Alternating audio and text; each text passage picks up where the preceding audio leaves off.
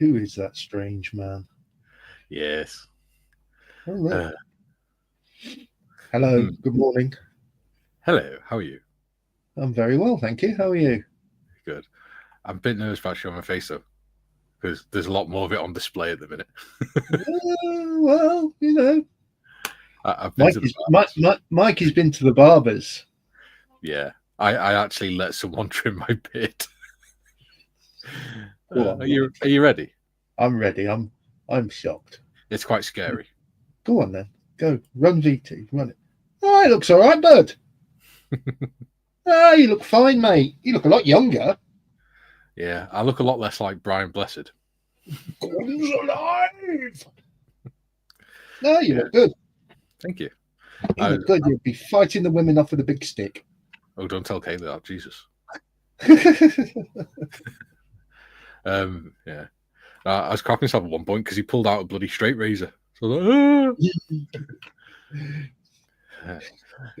so we're here today. As well as Benji. Yes. Yeah, Benji's not a happy dog. Benji's not a happy dog today. He went to the groomers yesterday. We may get interfered. It's fine. So we're here today for something slightly different to our usual programming, since Mr. Marley is away on his hollybobs.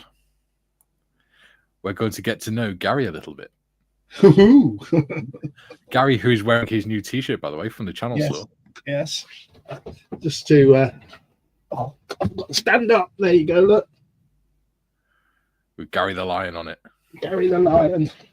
I did like how you picked minion colour, by the way. Say again? Minion colour. Yeah. I've got to have a little nod to the minions as well. Cool. So let's go. I'll go through the chat very quickly, but once we start, I'll be keeping an eye on the chat, but I won't be bringing it up. I'll just be highlighting any questions. So if you've got a question for Gary during the live, put a question at the beginning of the comments, and I'll highlight it, ready for so that we can go through it at the end. Cool. David has joined as a channel member. Thank you very much, David. Nice one, David. Dieter's in. He says, hey. Morning, Hagrid. I can't see the screen with them on. Steve Paul says, good afternoon, all, and Gary M. Good afternoon, Major. Major. Major Steve. Yes. Tiff says, hey, guy. He must be the highest ranking person on the channel. He's not a real Major. We just call him Major. We should call him General because he looks like Eisenhower. Tiff says, hey, guys. Hi, Tiff. Hi, Tiff. David says, you're welcome, Mikey. I have been enjoying your stream so much, and the others on there with you are so good as well. Thank you all. Thank you very much, David. Pleased that you enjoy our waffles. Yeah. Someone called Friends of Moles Heroes is in. Oh, hello. Not him again. Kerry Morris is in. She says, morning, everyone. Yes. Hello, Kerry. My accomplice. Morning, daughter, soon to be ex-daughter. She's not said anything bad, don't worry. Joe says, good morning, afternoon, evening to all. Have my big cup of coffee, pencil, and notepad ready. Hope you're all well today. Hi, Joe. Yeah. I've managed to get your questions in as well, Joe, by the way. Matt says, hi, everyone. Hello, Matt. Morning, Matt. Matt also submitted a question. Oh, my goodness. Julian says, hey, yo. There's more than two. Oh, yeah. There's more than two, just the viewers' questions. Never mind the load from Kerry. Hello, Julian. Hi, Julian. Most of the questions are from me. All right. Even worse. Ian says, good afternoon, Gary and Mikey. Hello, buddy. Hello, Ian. Oh, thank you very much, Kerry. Carry on, Ian. It's lovely, Mikey. That's because we're the same age. She never says that when I have a haircut. That's because you're old. Dieter says, ooh, you scared me. Thanks, Dietz.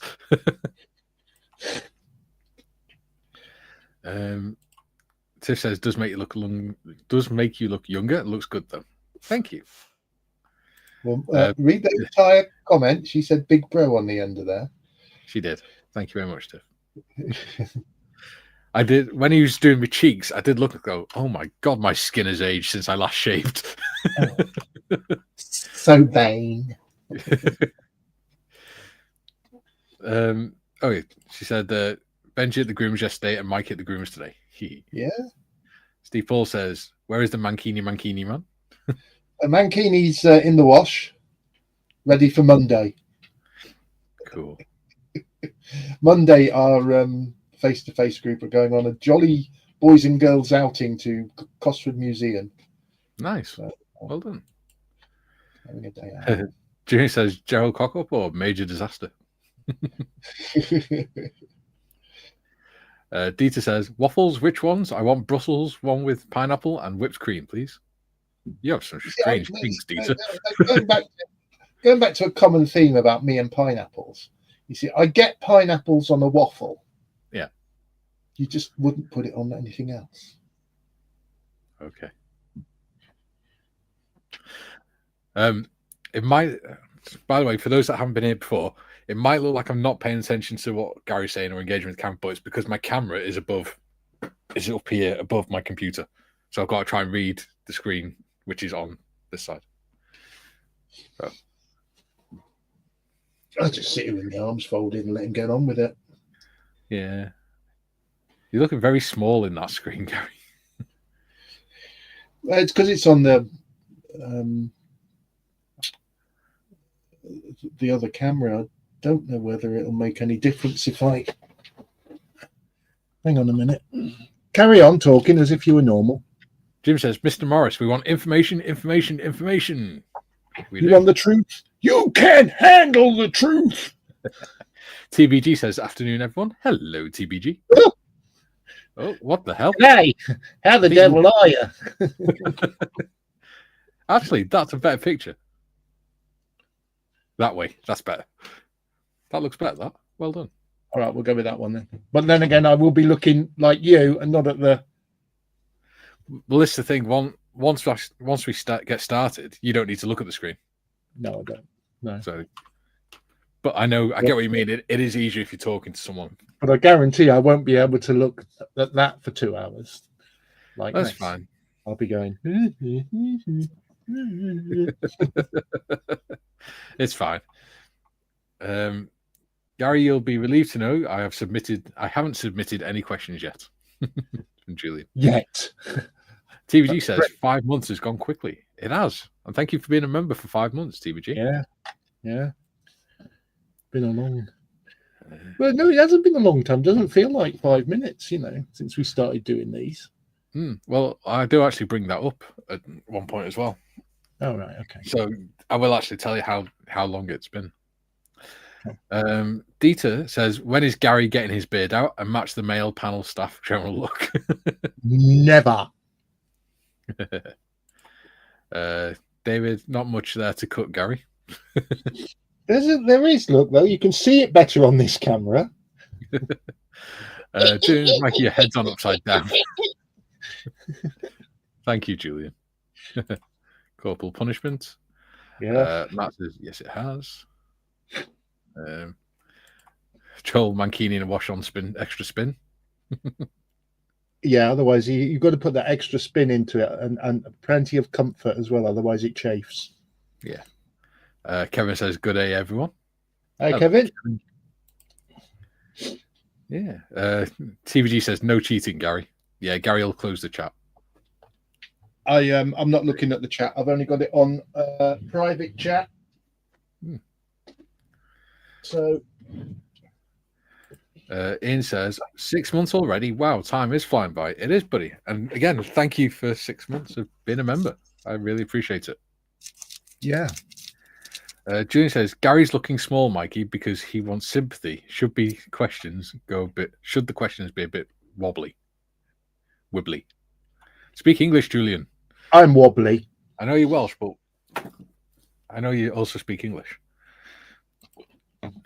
Sorry, there's a fly hovering around then. I was like, what the hell? Dieter, yeah. Mikey, Short back and sides. Yes. God, I'm a squatty cut, aren't I? My Hudson.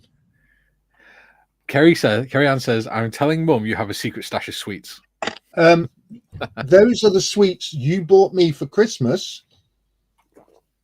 Do you know what I saw in Home Bargains the other day?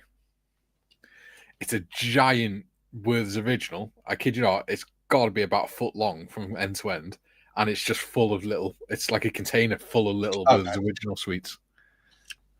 They bought me 2 packets of Werther's originals for Christmas, or something like that, and I'm still working my way through them.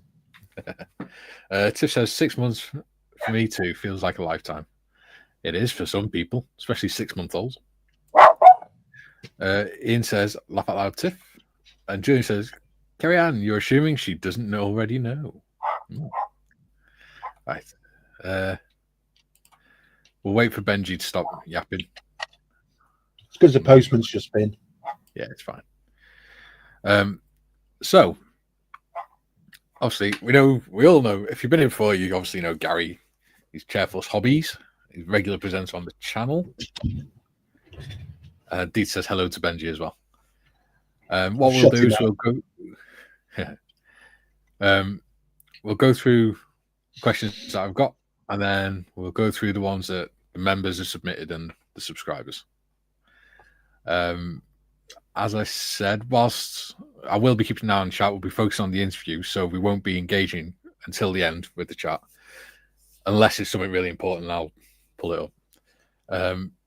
So if you have a question for Gary, please put the word question at the beginning so that I can see what it is easily, because I've got Microsoft Office open at the same time, the StreamYard screen is a lot smaller.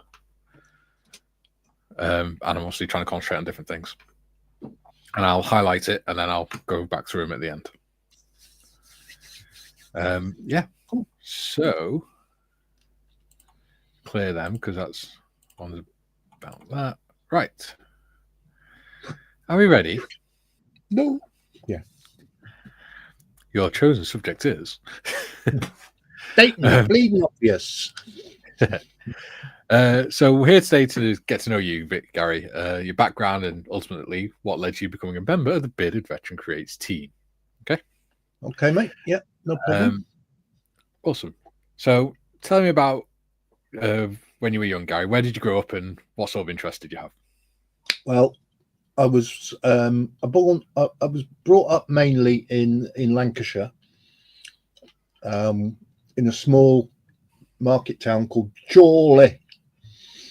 Chorley, yeah. My dad had got a job with British Aerospace initially, at Wharton, and then he worked for what was then called British Leyland. British Leyland doesn't exist anymore. We lived in Chorley. Pretty normal, boring childhood. Nothing exciting happened. I joined the Air Cadets because my plan was always to join the Air Force when I could. So I went into the Air Cadets and enjoyed my time in there. Rose to the rank of Cadet Flight Sergeant. You lofty. Yeah, and then when I left school at 16, I had a couple of what they were called YTS jobs at the time, where you got a princely sum of £23.50 a week. That was just to fill the gap between leaving school and being able to get in the Air Force. And at 17 and a half years, I went into the Air Force itself. Yeah. So that was the sort of pre-Air Force days. Yeah. Did you enjoy any sports in school or anything like that? Cricket. Yeah, I like cricket. Hated football, still do. But yeah, really like cricket. Yeah. Was no good at it, but I liked it. You don't have to be good at sports to play it, to enjoy it. Yeah. So most kids, especially young lads, have someone who inspires them, whether that be someone they know, a sports star, celebrity, or whatever.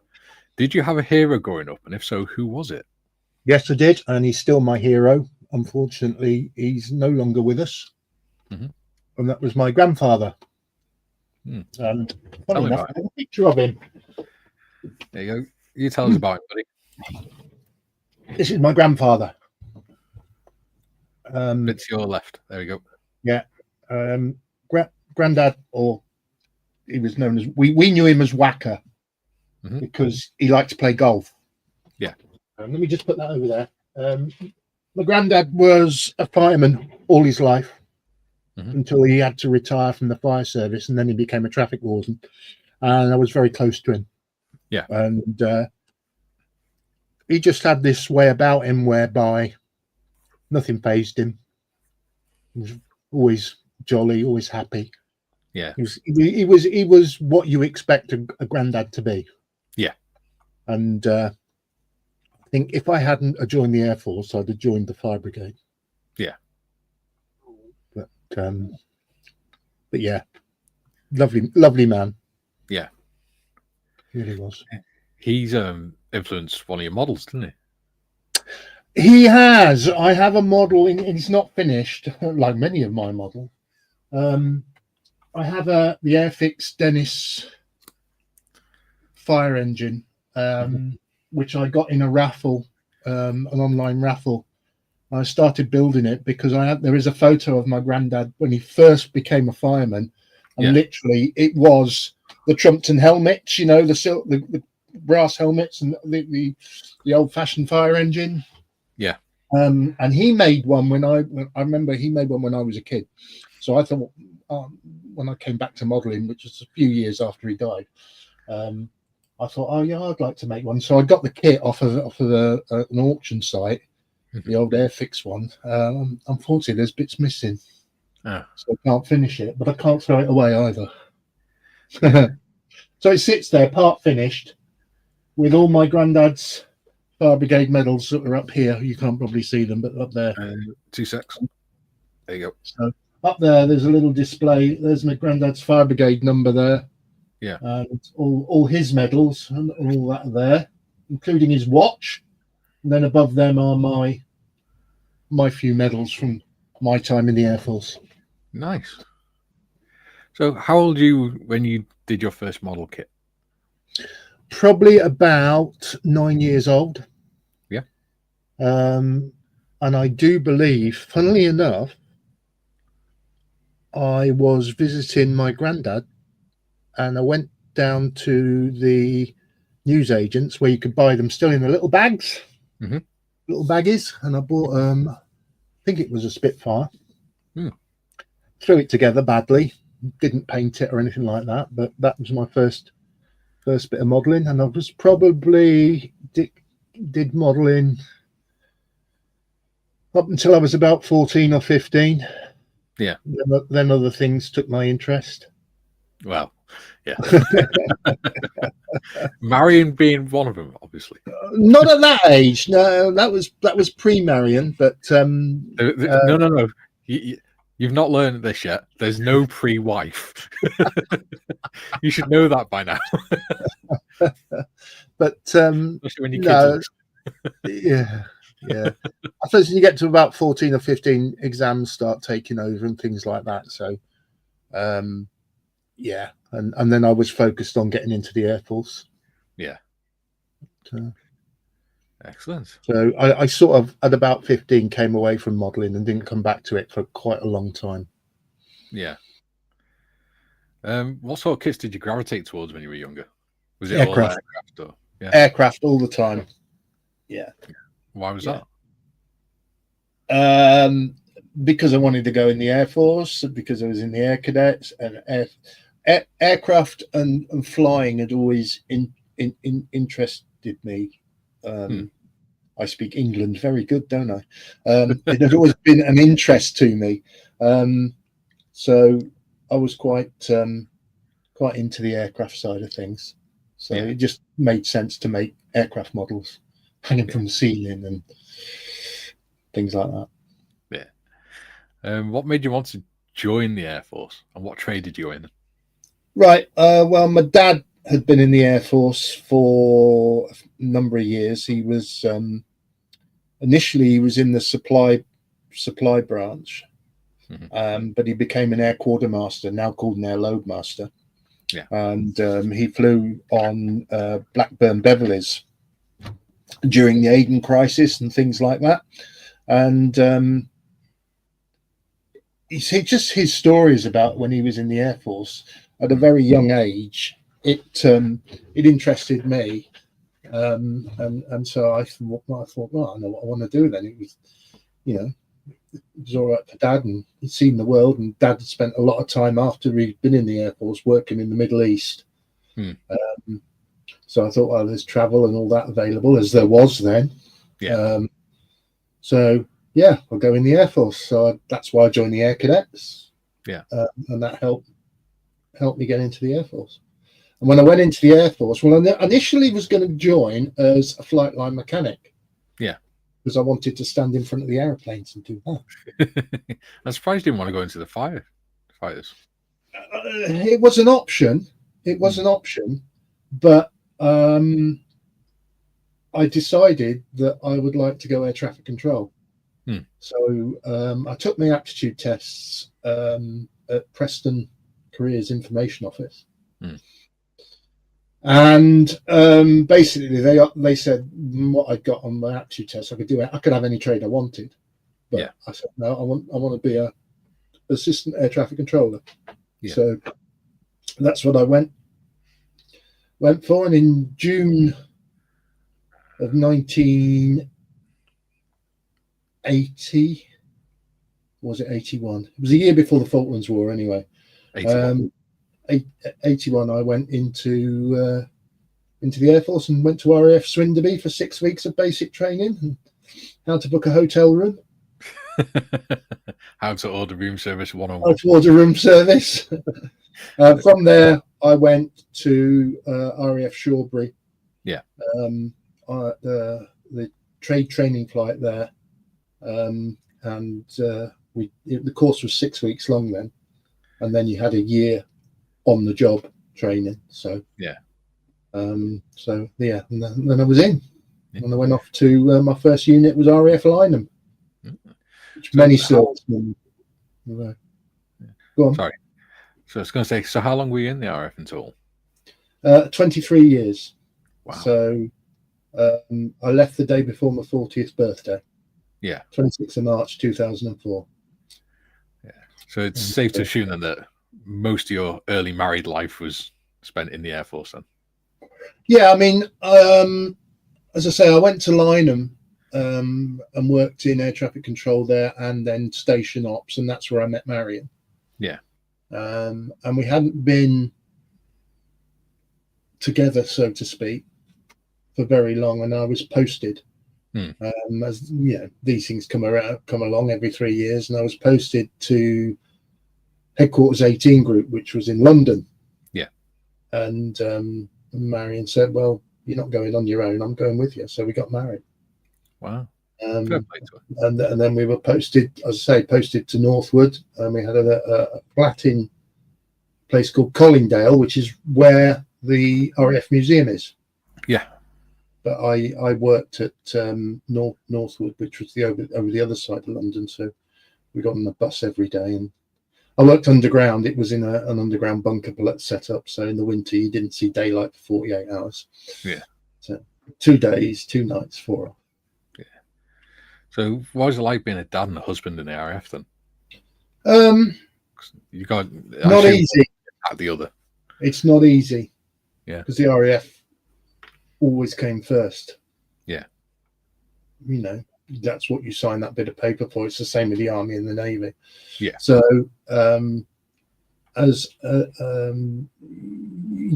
we did get some good stuff out of it. I mean, the kids got 2 years in Cyprus, which was great for them. But I missed a lot of things. Because of work and various commitments and things like that. But at the end of the day, that's what I signed up to do. How did you feel about having to miss that stuff? Because it must have been quite hard on you as well. Actually, I'll be honest, it was a bit of, you tend to think, I'm going to miss that, or I'm going to miss this. But I'd resigned myself to the fact that that's what I signed up to do. So, if I could change things now, I probably would have been more involved. But we had some good times. The Air Force was good to us. Yeah. Well, on that, I've actually got a short message from Kerry Ann, your daughter, on that subject. Do you want me to read it out to you? Go on. She says, "This isn't a question. I just want Dad to know that I don't regret him not being able to attend my dance shows or special events, because I was always proud that my dad was serving his country." I didn't know that was coming, you swine. I did miss a lot of their dance events. I mean, my son Lee, he did a lot of downhill mountain biking when he was younger, and Kerry Ann was in a local stage school, performing arts and all that thing was a thing, and I did miss a lot of those performances and things like that. So how does it make you feel hearing her say that she didn't mind because she's proud of you? I mean, it's good. It's nice that she says that.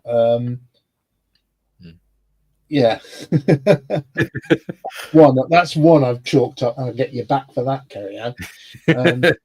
I mean, I still regret missing things, but it's nice to know that the kids realise why.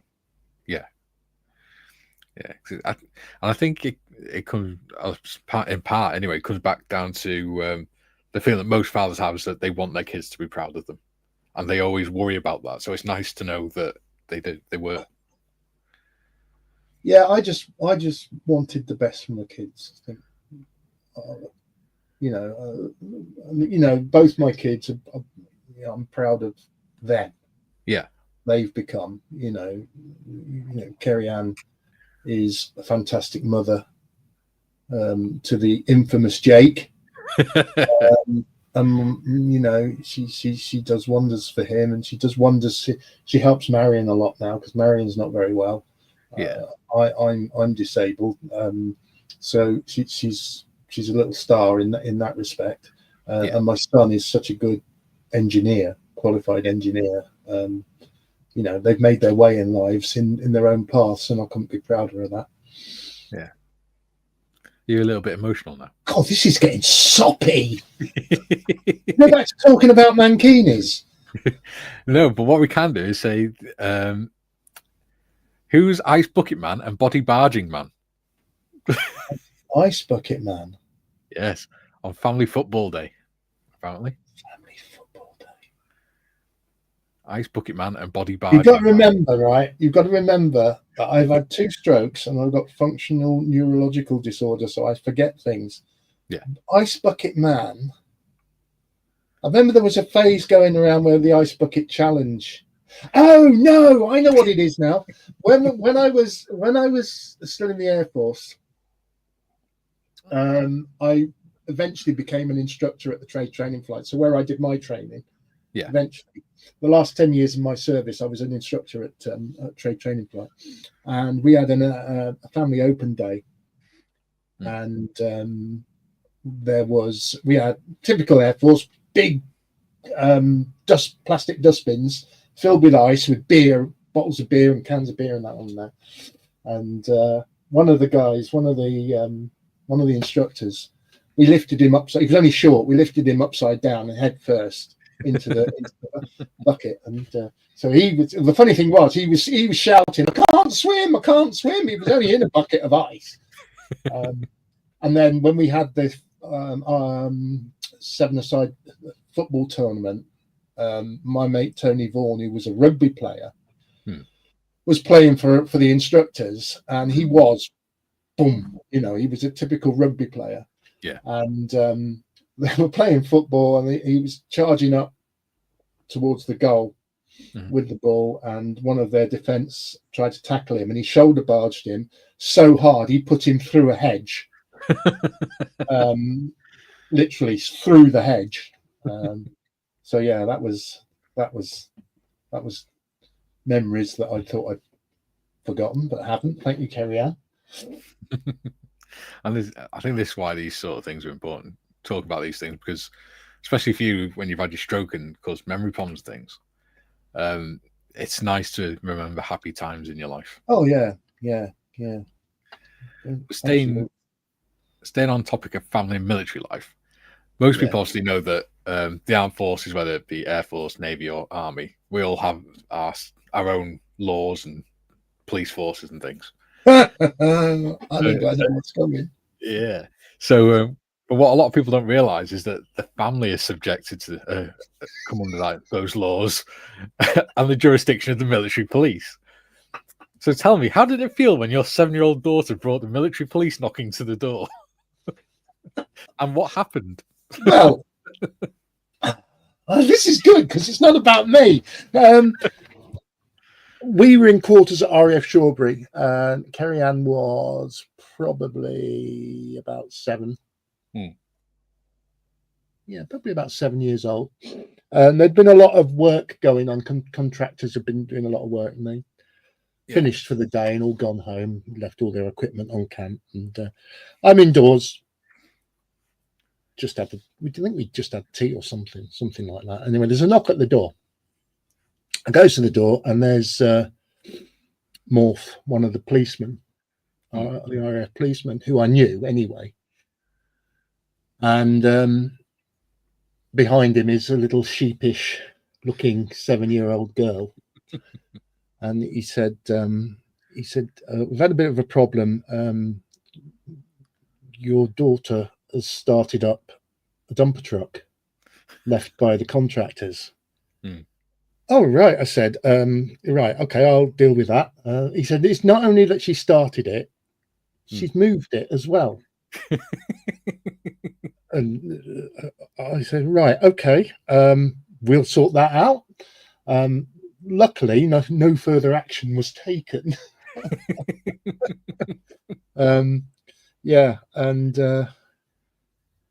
we had to have a quiet word with Kerry Ann about the joys of driving diggers and joyriding. Yes. Yeah. It should have been a bit of foreboding, really, for Jakey, shouldn't it?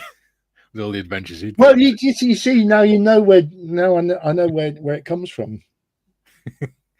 Kerry Ann said, in my defence, Lee was there as well. He just couldn't. Lee was there, but he didn't get on the dumper truck and start it up. Apparently, he just ran faster. Yeah, yeah. He went through the principle of I only have to run faster than you. Yes. So, moving on from those adventures, you said, was it 49? You said you retired.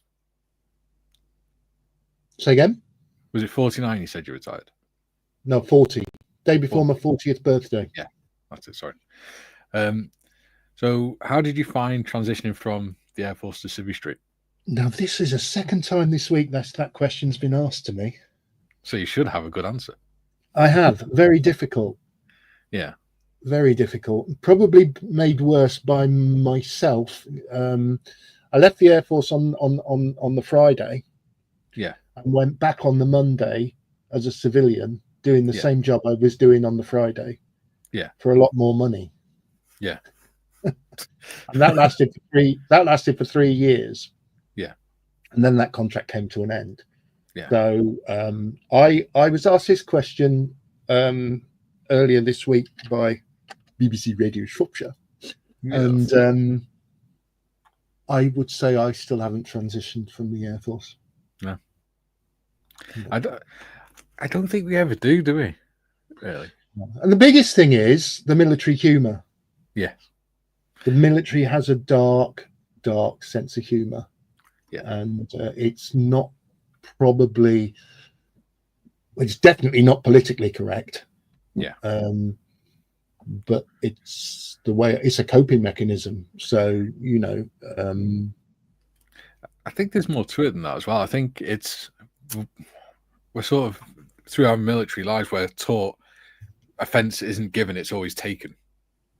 Yeah. So if you take an offence, then that's your fault because it was never intended that way. Yeah. Yeah. It was just someone having a laugh. Yeah. And I think that's one thing we find quite difficult when we transition. I mean, it wasn't too bad for me because I was reserves. So I sort of had no choice. It was, you come back from Iraq on Friday, you're back in work on Monday. Yeah. Which has its own problems. But So yeah, it's even I found it quite difficult sometimes. I'd make a joke around my dad or something like that, and he'd go, "You really can't say stuff like that." One of the things that really got to me, and this is after I've left the Air Force and I've been out of the Air Force 3 years, but I went back as I said, to do the same job. I then started working for a civilian company. I was in the training and development world. I was doing apprenticeships and MVQs and things like that. And so I worked for this company whose head offices were in London, and I couldn't get my head round how much BS there was in the civilian world. I thought the military had the grasp on BS. Yeah. Oh no. There was so much bull and bureaucracy and rubbish. Yeah. And I got a lot more whinging as well. A very short shrift for that. Very short shrift. Yeah. I noticed there's a lot more whinging and backbiting as well. Oh God, yeah. Whereas in the military, you just sort it out. Yeah. Yeah. If you got a problem, just go around the back and top, middle, or bottom. Not even that. You'd have a conversation. Well, listen, I mean, if it got to the point where the conversation was no longer enough, you'd have your sergeant going, right, just go around the back of the hangar. Sort out some windmill fighting. Yeah. Or, top, middle, or bottom, where do you want it? Contact counselling. It's always very good. Exactly. Yeah. So obviously you said you went to work down in London after you left. Well, I worked in my patch was the Birmingham M6 corridor. So it was Birmingham to the north. It's supposed to be up to about Stoke. Yeah. But I had learners in Boston, which is quite a long way away from the M6. Bridgewater, which is the M5. Yeah. So I was all over the place, but yeah. I can imagine you being a pretty laid-back instructor. Did you find the work stressful, or was it more relaxed compared to being in the RAF? I found the dealing face-to-face with the learners piece of you-know-what. Yeah. Because I talk to them like I talk to you now. I talk to them like I talk to Marion. I talk to them like I talk to my kids. One-to-one. Yeah. The paperwork, don't get me started. Don't get me started. You're trying to bring someone to a set standard. Yeah. You can't expect them to know it straight away. But I always said to my learners, as an assessor, I said, you know your job because you're doing it now. Yeah. All you've got to do is prove to me. Yeah. Make me understand your job. If I can understand what you're doing and why. Yeah. That's all I'm looking for. So yeah, that makes sense. Yeah. And you have a laugh and a joke, and maybe not quite the laugh and the joke you'd have with the military students. Yeah. For obvious reasons. But I still remember some of the stuff our instructors used to say to us. Well, we didn't. Times had changed by the time I became an instructor. Yeah. Because if I look back at when I was went through basic training, all the things I got called. Yeah. Horrendous things, literally. Yeah. Nose to nose with the instructor and calling you all the names under the sun. But it was funny. Yeah. And that's how it's taken. Yeah, exactly. And we had an instructor on basic, a stripey sergeant, and he used to call us skip rat and all sorts. Yeah. And then we had the platoon commander, was a guy called Captain Wood, and I actually saw him when I was out in Iraq as well. He's a lovely guy. But if we were on the range or whatever, and we had a belt kit on, if we had a pocket or a pouch open, he'd boot you in the ribs with his boots on, and then shout, pouchy means ouchie. And he'd literally just take a running kick and boot you in the ribs and stuff, or in the leg. Yeah. And you soon learn not to do it. Yeah. Well, by the time I was instructing, now I wasn't doing basic instructing. I was doing trade instructing. So it's a different Air Force from recruit training to trade training. Yeah. It was more relaxed, but there was that in there. But no way were we bellowing and shouting and no. I mean, I think you had to. Over time, the further we moved away from national service, and more those instructors got phased out, the gap increased. The more they sort of calmed down. Yeah, because you didn't have these guys that were brought up in national service. So I think you've got to remember that the instructors at recruit training are trying to turn a civilian into someone who can be molded into military life. Yeah. Whereas what we were doing is trying to teach them a trade. So rather than bellowing and shouting and calling them all the names under the sun, you wanted them to be in a learning environment, in a relaxed state of mind, so they could absorb all this. And there's a lot of stuff, in air traffic control, there's a lot of stuff they've got to learn, some quite technical stuff. Yeah. So you don't want them scared of you. And I always used to use humor. Yeah. Always used to use humor. Yeah. And it worked. Being in the reserves, trade training was weird for us because as vehicle mechanics, our trade course in the regulars was 6 months, and we had 2 weeks to learn the same amount of stuff. So it was really intense for us. Yeah, so I think we had the instruction manuals that we had to learn were about that thick, and we had to learn them in 2 weeks and pass exams on them. Yeah, it was interesting. But I did find instructing the most enjoyable part of my career. Yeah, apart from the 2 years in Cyprus, which was fun. You think about it now, there's probably still people in service that you taught. Oh yeah, absolutely. Which is quite cool. They could be the ones on the front lines down in Cyprus and stuff. Yeah. You never know. Yeah. So after a while though, your life took a very sudden and unexpected turn, didn't it? One morning as you were leaving for work. Yes. It was 2015.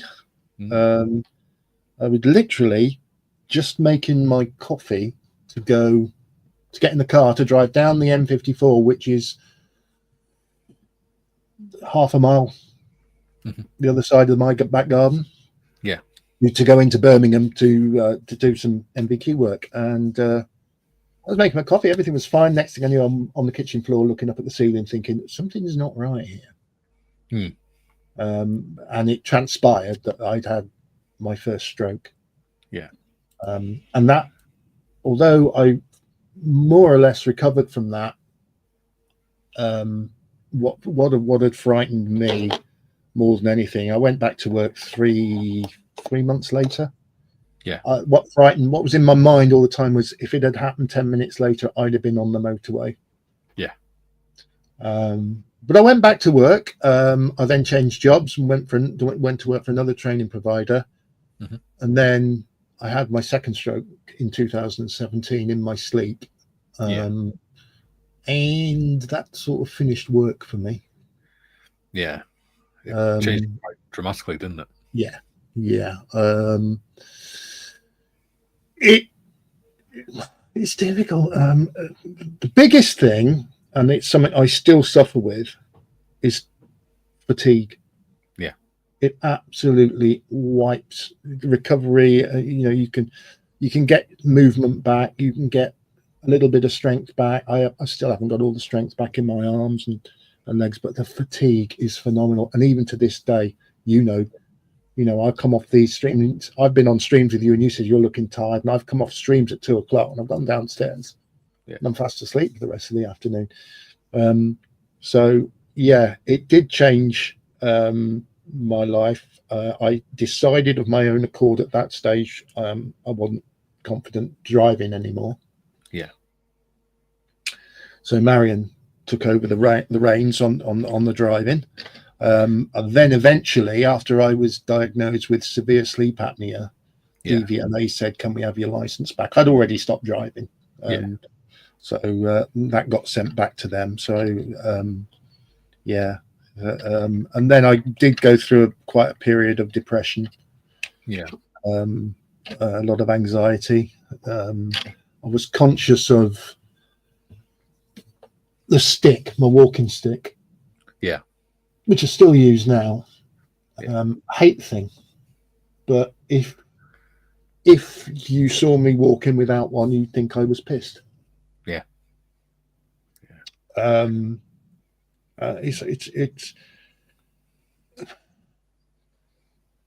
It's horrible. I hate it, but you make the best of it. But I didn't. I got quite depressed, and at one point I was told I was almost on the point of a full nervous breakdown. Yeah. So we got some counselling, and that helped. Yeah. And then I was I don't know what your next question is, but this will lead on to how I got involved in Models for Heroes. Yeah. We'll get onto that bit in a sec. Yeah. So, given that you were obviously spent your whole life, you said before, all you wanted to do is provide the best life for your family, and you'd always been obviously physically fit, being in the Air Force and in the independence. What sort of things were going through your mind when you realised that wasn't an option anymore? How are we going to cope? Yeah. I mean, I was lucky because I'd got my RAF pension, because having done 23 years, I got my RAF pension the day I left, although it was a reduced rate because I'd taken a lump sum. So until I was 55, that didn't go up to the standard rate. But in 2017, I was 53. Yeah. So it was only a couple of years, but I managed to, with the help of my dad, and Citizens Advice, I managed to get PIP, which helps us. Thankfully, the month my first stroke, the month before it happened, we paid off our mortgage. Yeah, we didn't have a mortgage to worry about. Yeah, but, you still got to live. Yeah. But yeah, and then it was like, oh God, is that it for me? Am I done? Am I going to see my grandkids grow up? Yeah. Well, you're right. Yeah, I'm fine. Yeah. If I'd asked you then, where do you see yourself in 10 years? What would you have said? In the ground. Yeah. Yeah. That's quite a scary thought, isn't it? Yeah. Yeah. Yeah. So, Models for Heroes, I think, well, I have said it, and I'll go on record and publicly say it. They saved my life. Yeah. Did you start doing scale modeling and then join Models for Heroes, or was it the other way around? No, I started doing scale modeling. I was buying the odd kit, and I was sitting up here in my little man cave, which is a complete bomb site at the moment, and I was doing a little bit of modeling, and I had learned that by doing that, I was taking my mind off of other things. Yeah. And I then heard of Models for Heroes, but I misunderstood the title. And I understood it to mean if you had gone to somewhere like Iraq or Afghanistan, and left part of your anatomy in country, then you were entitled to use Models for Heroes. Yeah. And it was only when I was seeing Malcolm being interviewed on the Interesting Modelling Company that it clicked in this old. Remember, I've had 2 strokes, so it's all a bit jelly up there now. It was obvious that it wasn't for just the severely wounded and that it was for all veterans, all serving members, all emergency service personnel. And so I got in touch with them. I filled in a form. Malcolm rang me, said, "What would you like? What do you like building? What are your areas of interest?" And I was and still am interested in the Desert War and the Middle East and all that sort of thing, and Malta, and so a big box arrived. Big box of kits arrived, and that was me, a beneficiary, and I started joining Zoom sessions. Yeah. Now, what I should say is up until then, from 2017 to about, COVID was on. Mm-hmm. So about 2020, 3 years. Yeah. Hadn't gone outdoors. Yeah. Wouldn't go out. Yeah. Only to go to the hospital or to the doctors or to trixologist. And then I got involved with Zoom sessions that online, which was a struggle for me because they were all in the evening. And by 3 o'clock, I'm on a downward curve. But I enjoyed them thoroughly and started mixing with people online. Still wasn't going out, still wasn't doing much. But then, got more and more into the model making. The skills started to improve. I don't think they've got very far, but they've started to improve. And then it came to a point where Malcolm got a message from Telford and Wrekin Council about setting up a face-to-face session in Telford. And he said, would you be interested? And I went, yeah. And that started me leaving the house. And now it's transpired that I'm involved, although I only run one in Telford. There are two in Telford now. Steve, the major, he runs the other one, but I go along to that one as well. So I'm out quite a lot. I've got involved with the Woodlands project, which is where the Mankini comes into things. So I go out and enjoy that. I did a veterans walk the other night. I'm out and out more now. So that's when I say the whole Models for Heroes has turned my life around. Funnily enough, you've just answered about 4 questions that I was going to ask you, and in the right order as well. Oh, wow. So this is how well me and you work together. And I honestly haven't seen the questions. I don't know what they are. This is what happens that's just the progression. It's just the natural progression of where I am now. We're actually, what I was trying to think about, because in Discord yesterday I said, I'm doing the question, but it's quite difficult because you've got to try and keep it flowing, and you've got to try and order them in a logical way. So bearing in mind that your beneficiaries might be watching, in fact we know some of them are, what effects have you noticed the sessions have on those who take part? They are amazing. The transformation that you see is amazing, and I'm not just talking about how it's affected me. I've got a group of very close friends who I meet up with every Tuesday, and they are very close friends now. I consider them to be, and I have just seen people come out of their shell. I'm not going to name names. I'll protect the innocent. But there are people there who have been through a hell of a lot worse than I have. And have gone through similar stuff, like, isolating themselves and things like that. Who are now attending weekly, attending other things.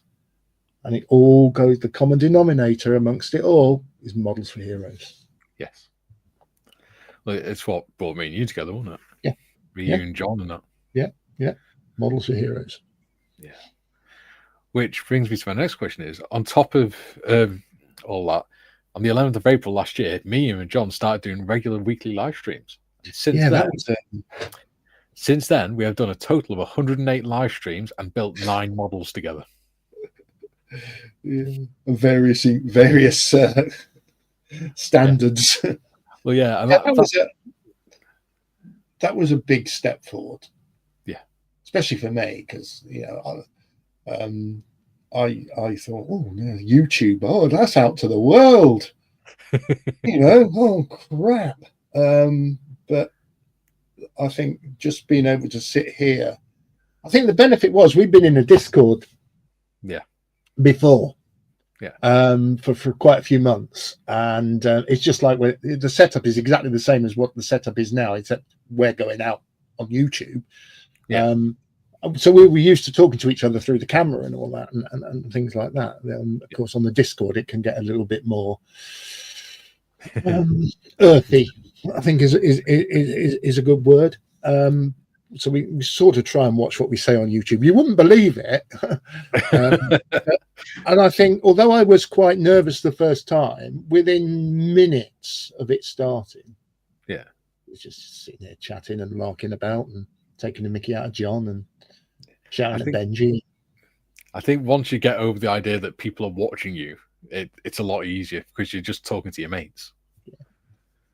Yeah, that's exactly what it is. And even when I'm talking, you know, all right, I talk to you, John, Gary, Tiff, Jim, if he comes on a panel or something like that, I'm talking to his mate. But all the people that are commenting in chat, I'm talking to them as mates too. Yeah. So wherever you are in the world, you know, I consider you a mate. Yeah. Yeah, exactly. And I think that's one thing that's come out of this quite nicely is that we've built up a little community of friends, so really close as well. Yeah, it's definitely a community feel there. Yeah. Well, every morning I wake up and everyone's always saying morning to each other in Discord and things. Well, that's right. Yeah. There are people who can't get out and about. Yeah. You know, there are people that, you know, who don't get a lot of contact with other people. So, you know, you just get to chat with them. I'm talking rubbish now. It's fine. But I have noticed that since we've started doing those first live streams last April, you have become a lot more confident, especially on camera, because you're joking a lot more and things. Yeah, definitely. If I could just get me memory things sorted better, or some sort of organisation, then there is no organisation in it whatsoever. What you think there is on my side? I could probably do a lot more. But I've got the Chair Force Hobbies YouTube channel that I set up. No, I never would thought I'd do that, and that's come from you. That's come from being on this, doing this with you. That I haven't done much on there, and I know I haven't done much on there, and I apologise for that. I will. It's time consuming. I'd rather do it when I'm wide awake than when I'm like that. Yeah, it takes a lot more work than what people realise, I think. Yeah, but I will get there. I mean, I you know, I've got some plans for this year that hopefully I can bring into fruition. If I can help anyway, let me know. Make happen. Yeah, possible.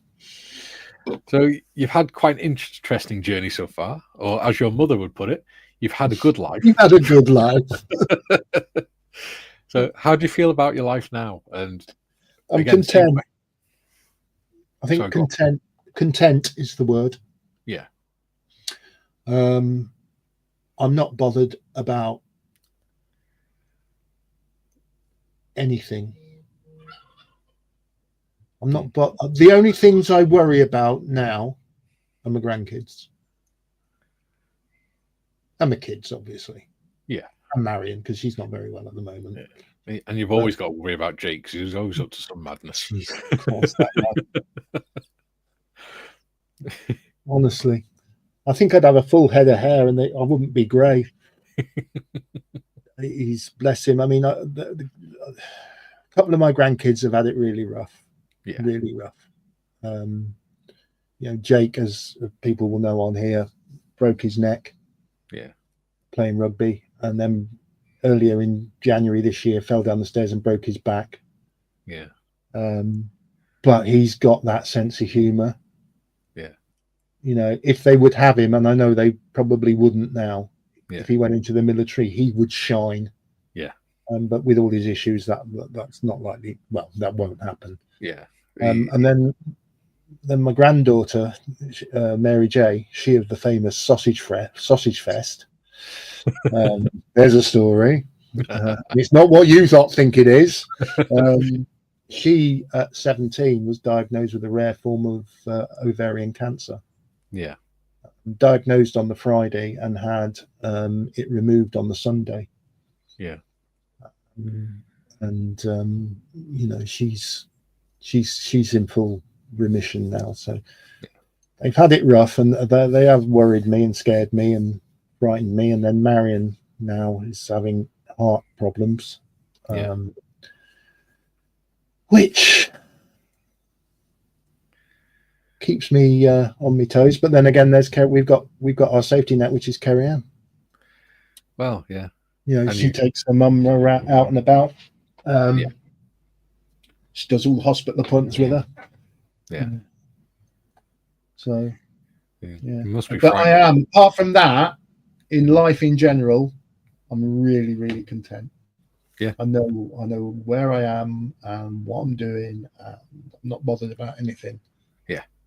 And that's a big shift from what you were saying about maybe 5-10 years ago as well. I think in the last 5 years,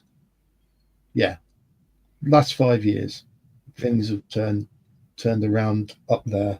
Yeah. What's left of it. My mindset has changed. I'm enjoying what I do now. Good. So that brings us to the end of my questions. Oh God, that's just your questions. Yeah, that was just my questions, mate. An hour? No, it's not an hour, because don't forget we spent 20 minutes talking about in the chat. Oh yeah, okay, fair enough. So yeah. Are you ready for some audience questions? I am. Cool. So we'll go for the ones that were submitted beforehand first. Okay. So Matthew MC asks, how did you get Press Gang into service with Bearded Veteran Creates? Well, we knew each other through Discord and Friends of Models for Heroes. Mikey was on. Is a member of Friends of Models for Heroes, and we were on the Discord most Saturdays and Wednesdays, and one thing and another, and we got chatting, and then Mikey started doing Bearded Veteran Creates, and you initially were just doing reviews, weren't you? And box openings and things like that. Little 5-minute, a lot of information in 5 minutes, but given to you and the historical stuff. Yeah. And then I'm trying to think how it happened. It just started as a discussion one day, I think. Yeah. About doing a YouTube build, and we all had. We all, the first build we did was the bloody tank that sat there, the Whippet. Thank you, the Whippet. And I'd never done anything World War One. World War One at that time, I wasn't really interested in. Yeah. World War Two was my thing, and the Cold War and things like that. Yeah. And I said, John and yourself, we'll do.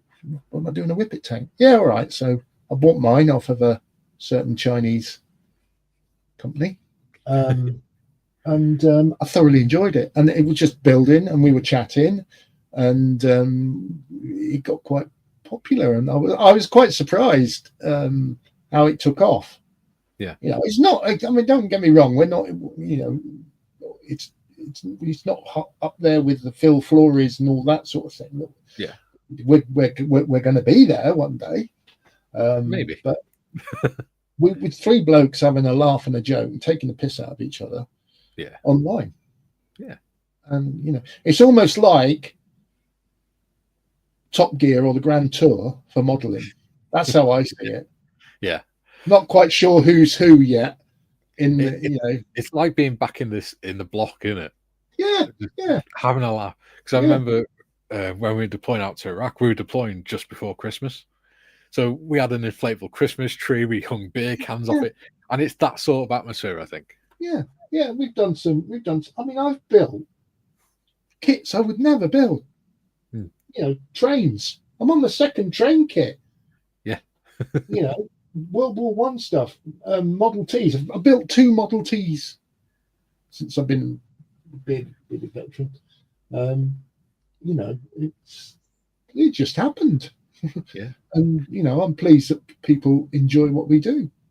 Yeah, same here. It's nice, isn't it? And like you say, from that little community has started to grow. Yeah.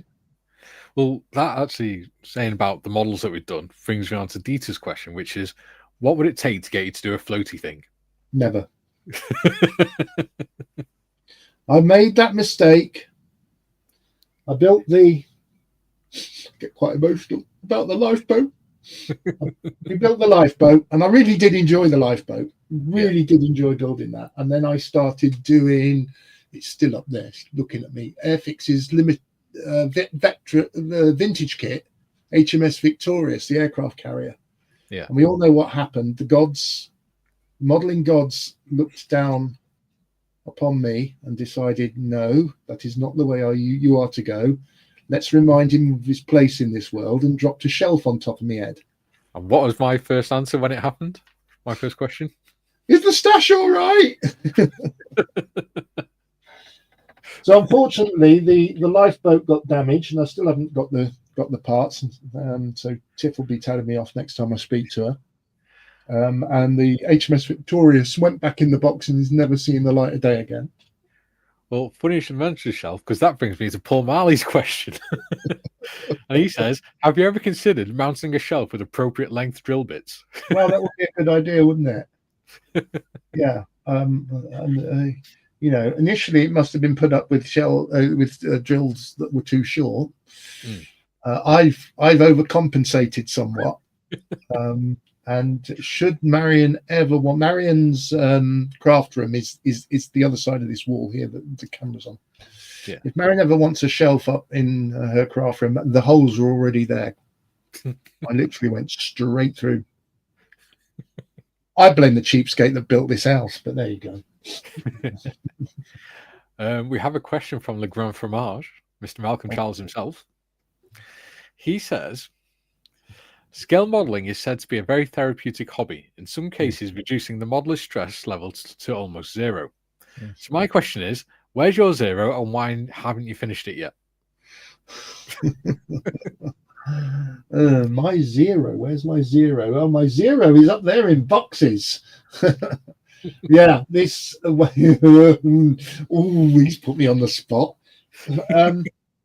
I do fully intend. I've got so many intentions. I do fully intend to finish the zero. It sounded like a voice of desperation there, Gary.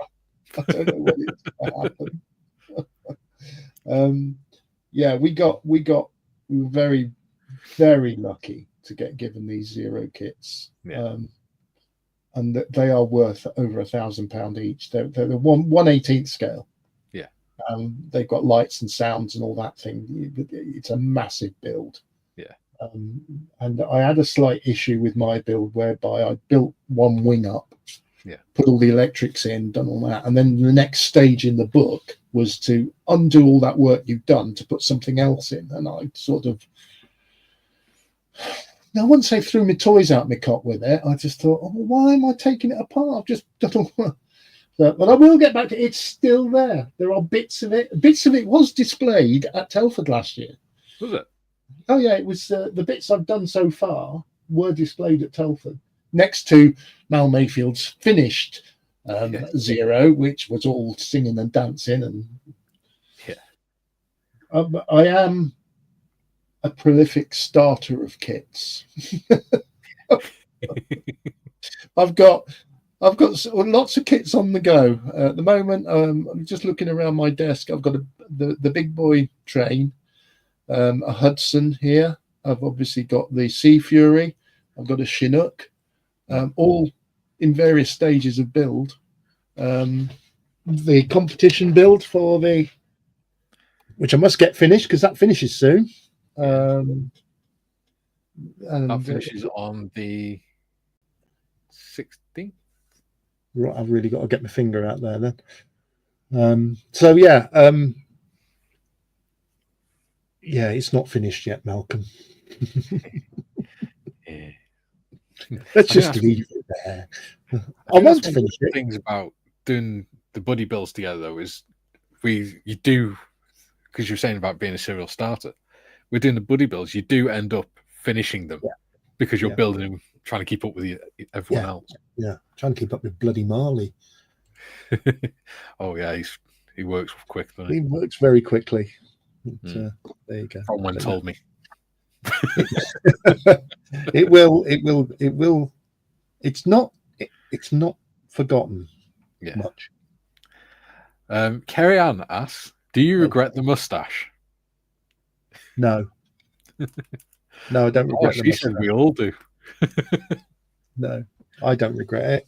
It was something I went through.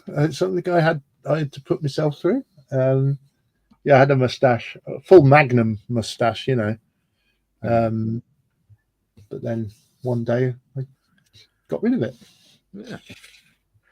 I was sick of having dinner in my mustache and things like that. I don't know what you mean. No, I don't regret the mustache at all. But it would just be a silver slug now on the. Kaylee asks, when is the Minion Man going to make his minions?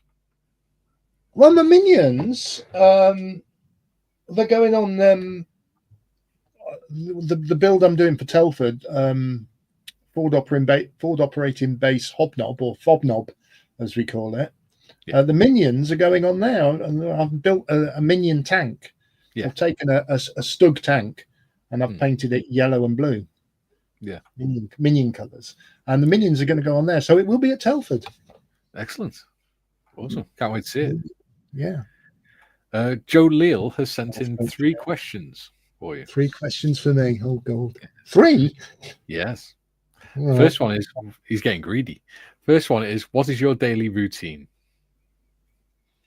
Okay, it's quite boring, my daily routine. I normally I get up when I wake up, so that's it can be 6:30 in the morning, 6 o'clock, or like this morning 7:30.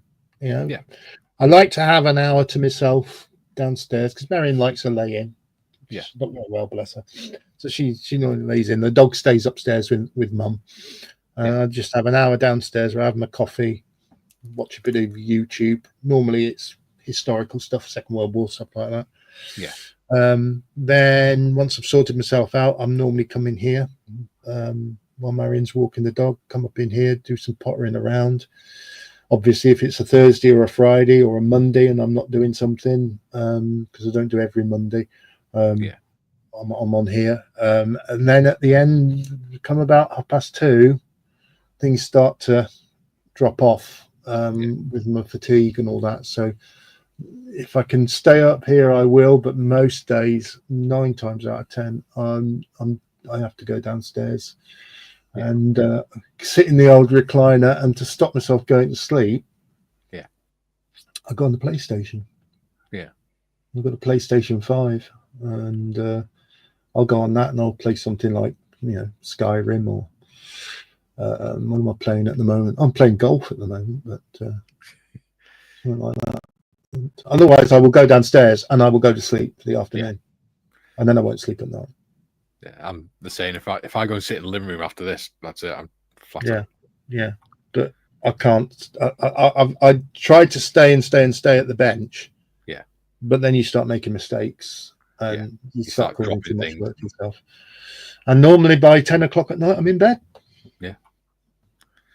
Excellent. So sorry, it's boring. You might think I'm partying with Taylor Swift and Kylie Minogue every night, but unfortunately, you are in your head.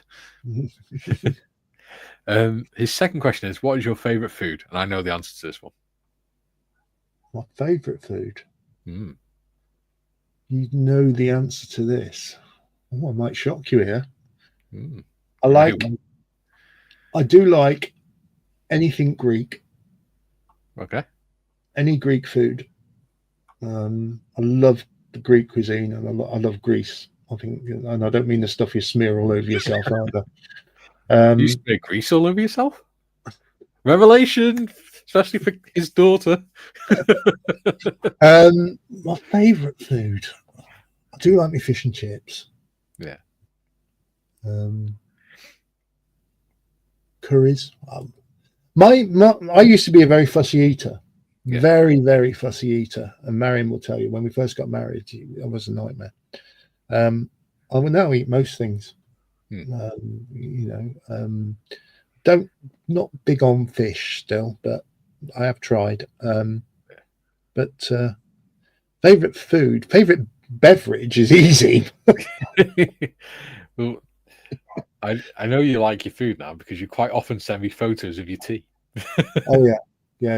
Especially if it's sausages and things. Sausages. Well, yeah. Now this goes back to Sausage Fest, doesn't it? Let's be honest. And I think everybody knows the story behind that now. So yeah, we'll skirt over that one. It's certainly not what people think it is. Question 3: if money and health were no issue, where would you travel and see? I'd be in Corfu. Be in Corfu. I bet you wish you were your dad now because he's going Corfu. He's going Corfu, yeah. Yeah, he's going Corfu next week. We used to go to a little hotel in Corfu, family-run Corfu hotel, and it was like going away and going home. They were so nice to people. Unfortunately, the guy, Dimitri, bless him, is no longer with us, but his family still run it, and his wife still does all the gardens, and it was such a beautiful place. And it's where my son met his wife. And it's where Kerry Ann drunk the bar out of WKD Blue.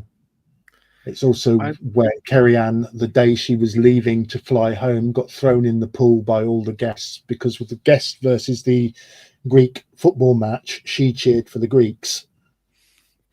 Why does that not surprise me? Yeah. So she ended up in the pool. It's a lovely place. So relaxing. Excellent. So now we'll go on to the chat questions. God, okay. Well, there's some comments that I've highlighted as well. Okay. Deed says, question, what is your holy grail in terms of scale modelling you hope to get and build, and why? Dioramas. Yeah. Without shadow of a doubt, I've made a decision this year that from now on, any kit I build, any model I build, whether it be, this will go on a base. Yeah. I've talked for years, and I remember talking to James Skiffins before we actually knew each other properly, when he did his sacrifice, the altar sacrifice or whatever it was. Yeah. I asked him how he went about doing dioramas, and I still have yet to fully complete a diorama. I mean, with the Model T, I put it on a base and put a little bit of shrubbery around it and a few rocks and stuff like that. I've never done a proper diorama, really. Yeah. So I thought, right, now's, stop talking about it. As Malcolm Childs often says to me, don't talk about it, just do it. Yeah. So even aircraft now are going on bases. So to finish off that model. So that is my holy grail, the diorama. Awesome. He also says, what would be Gary's most precious advice for us youngsters to keep in mind? Always go through life with a sense of humour. I agree with that. It makes a hell of a difference. And always be prepared to laugh at yourself. Yeah. He says, do you have a bucket list item you feel you want to do, but it's the least one you'd like to do at the same time? Do I have a bucket list item that I want to do, but it would be the least? No, I don't. I've done everything I wanted to do. I mean, I'd love to go abroad again, but with the amount of medical equipment I'd have to take with me, and God knows what medical insurance would be now. Yeah. It's just not happening. But no, I haven't. Bucket list item. No, as I say, I'm where I want to be now. Yeah, that's good. I'm quite content. Ooh, that's not what I meant to do. That one. Julie says, Grandad, what, Gary? When you showed his photo, I thought you said Hall. Probably not. What, my granddad? Yeah. What was his name? Oh, his name was. Let's get it around there. There we go. His name was Vic Exel. And I say he was a He was a fireman for most of his life up until the age 55. And at the age 55, he became a traffic warden for 10 years. Yeah. And he lived till he was 90. Yeah. And unfortunately, he died the weekend before my son got married. But there you go. LWM says, don't the RAF count a long queue in the cookhouse as being behind enemy lines? Kill the service boy, dear boy. The stuff comes to us. A waiter brings it to us. And we don't queue. June says, reference to the digger, Kerry moved. My question straight away was through what? If it had been the station commander's quarters, that might have been a bit more difficult. Yeah, I think if it had been through the station commander's quarters, my promotion to sergeant would have never happened. She moved it about, I think she actually moved it about 7 feet forward and then realised what she'd done, panicked and got off. Yeah, as it rolled off downhill towards the mess. During question, do you and Mikey think ex-military personnel get involved in the modelling community, as the armed forces are also a community, and you miss the camaraderie? I'd say 100%. 100%, because you can go to an M4H face-to-face session, and within seconds, well, immediately, there's banter. Yeah. There's banter. And you have to shut the door sometimes because you don't want the people to hear it. Yeah. Especially one of our sessions, the session we do at St George's at the moment, because they're having new premises built, the council offices and the room we use is in a school, is in a primary school. Yeah. We have to shut the door, but it's separate from the school, but you do get the occasional school kid coming past. You have to shut the door because, but no, it is a little community and there's a lot of camaraderie there. Yeah. And it's lovely. Absolutely though. So one of my highlights of the week. Yeah. Same here. And I get to do it 4 times a week with you and John. Yeah. You do it 4 times a week. I do it 2.5 times a week. And some Mondays I do. And then of course I've got my face-to-face session with the Mankini gang. Yes. John says, it would have been a bugger for Gary having to wait for the Wright brothers to invent a functional aviation industry. Was it worth the wait? Yes, it was. I'll get you back. Ginny says, on a serious note, I was born disabled, so it's all I've ever known. I have massive respect for those who, like you, have transitioned from fully fit to less fit than you were. Yeah. Thank you. I don't know how to respond to that without. It's difficult, but you just. I think what you have to do is accept it. Yeah. Accept where you are. Accept what's happened. Yeah. And then think, right, that's the line in the sand there. Yeah. I've got to move forward, and it doesn't happen overnight. It takes a long time to accept it. Yeah. But you turn in the corner, and that's the good, important thing. Oh, yeah, definitely. Skiffins says, question, Gary, what is the one kit you want to finish this year from the shelf? From the shelf, the one kit, what, of all the kits that I've got?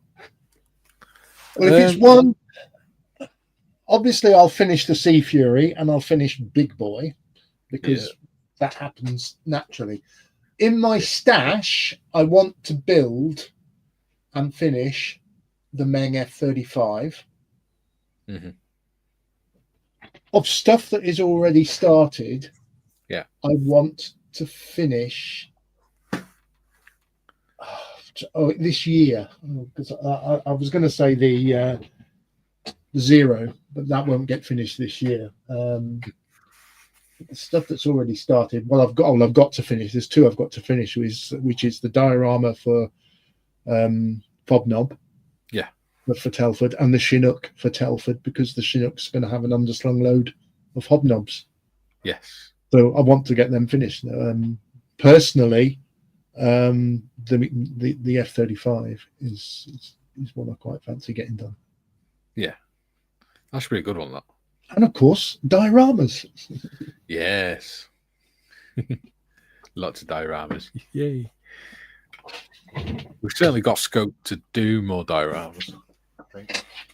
Yeah. I've got the build list over there for the next couple of months. And this is the thing, because each build's taken us about 3 months, isn't it? Yeah. So we're 6 months in now, so another 2 builds, and that's Christmas. Yeah. God. So we won't be counting down to Christmas using builds. No. June says, is it a Monty Python Model T shrubbery? Or Monty yes, Python it is. It's an Australian Monty Python Model T with a shrubbery and a little path. And that's all the questions. Oh, wow. Got away with it. Yeah. Oh, that's cool. You've done well. Yeah, it's, it's nice in a way because it makes me realise myself how things have progressed and where I am at and how much happier I am. And I don't know whether my family have seen a difference. That'd be an interesting question to throw back to Kerry Ann if she's still watching. Have you seen a difference? I know Marion's busy downstairs, so she's not watching. But no, Kerry Ann is. But is there a difference? Yeah. People that know me and have known me for a long time, probably not many people watch me who know me. She's still watching.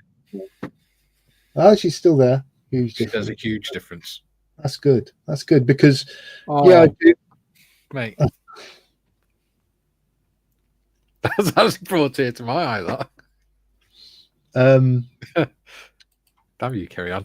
Yeah, that was a bit of a broadside.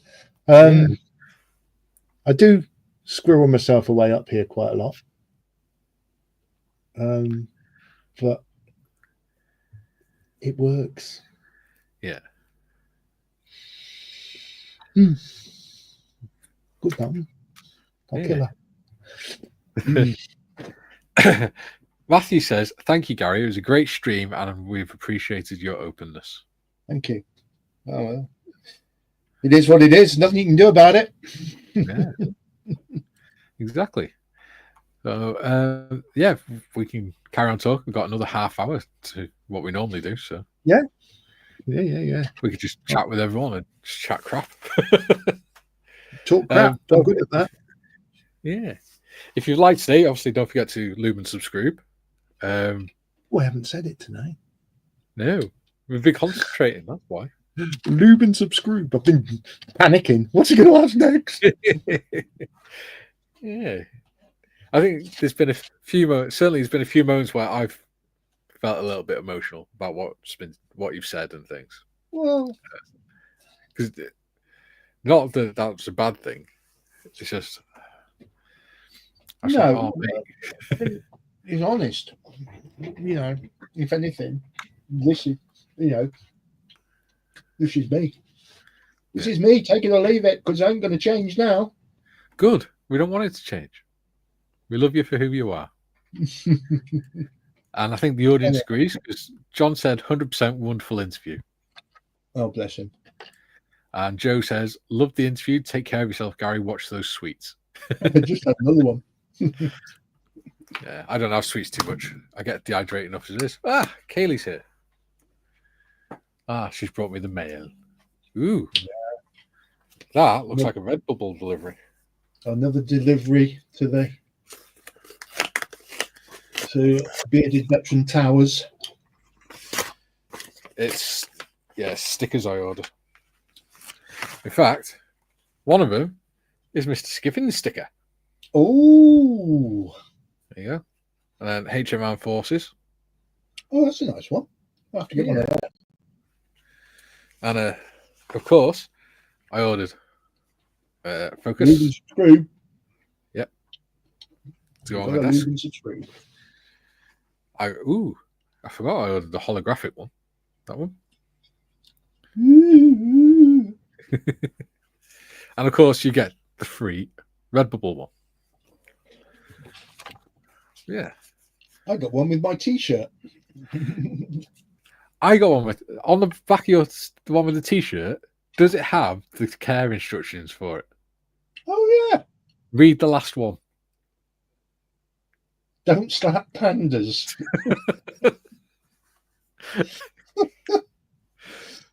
I never noticed that. Oh well, that's good because Marion's favourite animal is a panda, so we don't slap pandas in this house. Kerry Ann says, for both of you, have you ever built something you've been on or worked on? I'll let you answer that first, Gary. Yes, I have. I haven't got it anymore. Neither's the RAF. I did build a Red Arrows Hawk. Yeah. And I have been fortunate to fly in a Red Arrows Hawk when I was at Scampton. I also built a Hercules. I did many, many flights in Hercules, but who hasn't in the military? Oh, yeah. Yeah, so I have. Yeah, what about you? For me, yeah, Land Rovers. I love building Land Rover kits. You never built a Land Rover? Have you not? Well, I've put it on the list because I've got a couple of Hobby Boss Land Rover kits that are really good.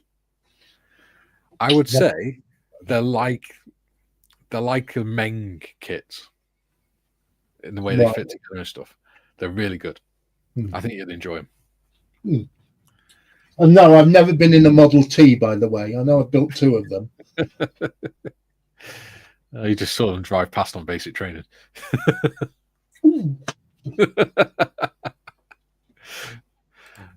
Jim says, question, how are you dealing with aging? Since turning 60, I'm experiencing more difficulty accepting that things are changing for me, both physically and mentally.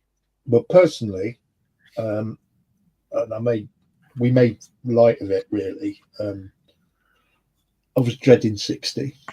And I did go through a period not long after I was 60 where all I could think about in my head, it wasn't depression or anything like that, but it was like,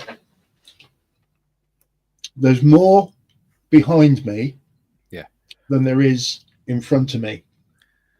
And I've had to stop thinking like that because I could see where that would end up. It's quite depressing, isn't it? Yeah. Well, you thankfully, as you know, all joking aside, you've got a long way to go before you get there. But well, you never know. Like you said, you never know. But no, it's you just have to ride the wave. Yeah, that's all you can do. I think part of what's helped me with that is, especially when I was on tour in Iraq, because we were getting mortared and everything 4 or 5 times a day, even when you're in camp, the only way you could sort of keep going and functioning was to just accept that you're probably already dead anyway. And I think that mindset has carried on. Yeah, I mean, I could take all the care in the world and worry about this, that, and the other, and I could walk out the front door and get mown down by a bus. Yeah. I think, especially when you're going on tour at the age of 18, 19, because I was 19 when I went. When you're writing your will at the age of 19, in a room full of 19-year-olds that are also writing their will, and they know that they may very well get opened, and you're writing your death letter to your family and things like that. I think it puts things into perspective a little bit. Yeah. I mean, I forgot what I was going to say now. There you go, old age. Yeah, you just got to ride the wave. Yeah. So I know when we were writing our death letters, my daughter wasn't even 2 at the time, and I was having to write a letter for her for when she turned 18 in case something happened. Yeah. And that broke my heart a little bit. Yeah. I mean, being in the Air Force, I was pretty much, all joking aside, was very, very safe most of the time. The closest I got, Gulf War 1, we were out in Cyprus anyway. Yeah. As a family. So, a lot of guys went over. Some didn't come back, but we were already out that part of the world as a family. When I went to Italy, when I was dealing with the Kosovo thing, I was in southern Italy. Yeah. Across the Adriatic, there were people living in devastating states. So I was always happy, in the rear, rent, if you like. But and we do joke about hotels and all that sort of thing. And I was in a hotel for 4 months, But like I say, we joke about the RF being in hotels all the time, but when we were in Iraq, we had RAF in the next camp, part of the camp. So they were getting, in fact, their part of the camp got mortared more than ours did because it flew over the top of ours and landed in theirs. And it helped that we had the anti-missile defences right next to our camp. I mean, where we were in southern Italy, I think the local populace loved us because we kept their bars in profit. David says he's enjoyed the interview very much and with a bit of emotion during it. Look forward to more builds with you all as well. Yeah, I look forward to doing more builds. We've got some planned that I know of, and I believe there may even be some planned that I don't know of. But we've got the next Friday one planned for after the Sea Fury. Yeah, we've got the Thursday one planned. Yeah, for we just got to get. Me and John have got the next Tuesday build planned as well. Oh well done. Yeah. That's going to be an interesting one. Yeah. Tuesdays is my face-to-face days.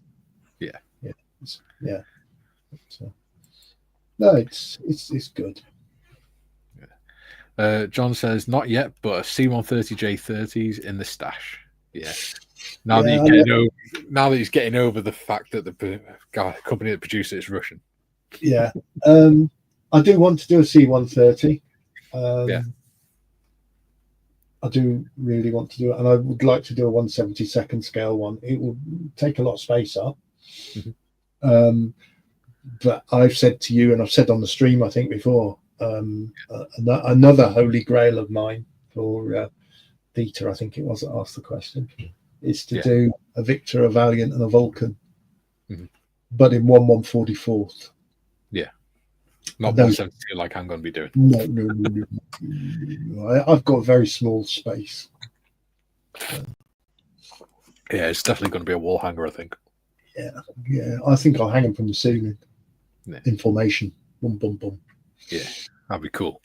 Oh, hello, Kaylee. So yeah, she's putting the finger up to me. I'm not sure why.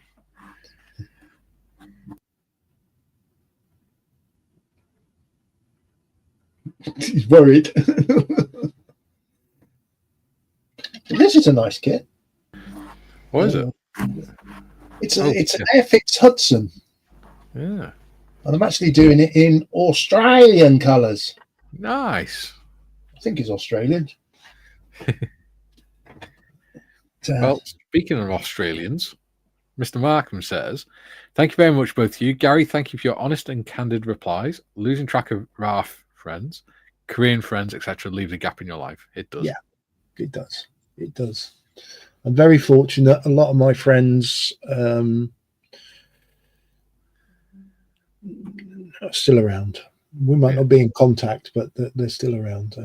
There's one of my, she wasn't one of my students, but she was a student I helped to teach, is no longer with us, and that was quite a sad event.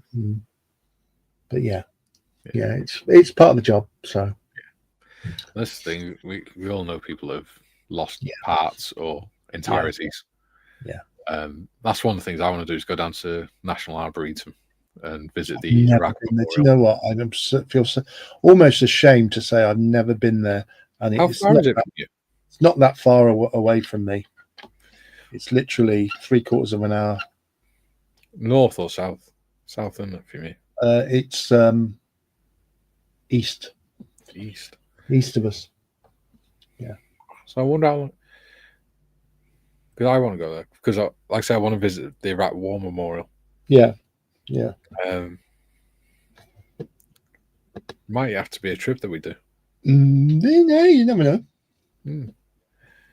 Because the Iraq War Memorial, the the foundations for it is actually made out of the memorial that was actually on the camping around. They crushed it down because it's sandstone. Yes. I do remember hearing that story. Yeah. And one of the guys on there is a guy that was deleted whilst we were there. Funnily enough, he was an RAF guy. Yeah. You know. Yeah.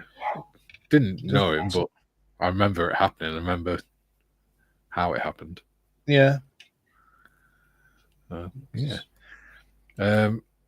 Marley says, "Oh, and I've built an F-18 in RAF service. Turned out well."